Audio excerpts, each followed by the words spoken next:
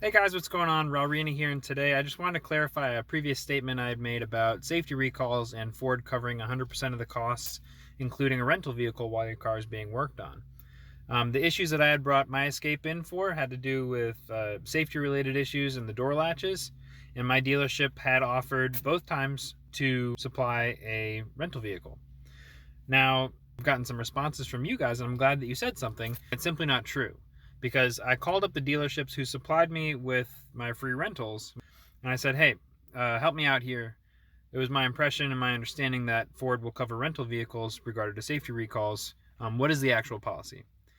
And the lady who helped me out there said, first, the document that we receive in the mail that says that there is even a safety recall to begin with will say that they will provide a rental vehicle while your car is being worked on. If it's not explicitly stated in that document, then it is not Ford company-wide coverage to do a rental vehicle.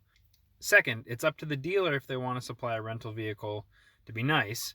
Basically, if you were told to bring your car in for a safety recall fix, and if they don't have the parts or they're not available yet, or there's a huge backup or lead time for your car getting looked at because there's so many other people waiting, a dealership may opt to give you a rental vehicle at that moment in time, but it is not company-wide required by Ford.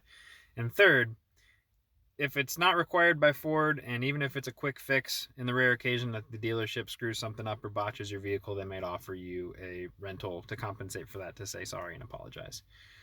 So these were the three answers that I got when trying to clarify that. I apologize for the blanket statement and being misleading with that.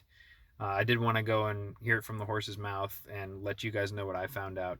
So hopefully this is helpful. Hopefully it answers some of your questions. If you have any more questions or stories about when you did or did not get your rental or recall things covered, post in the comments below. We just want to make sure that we're all talking about the same stuff and that it's correct information.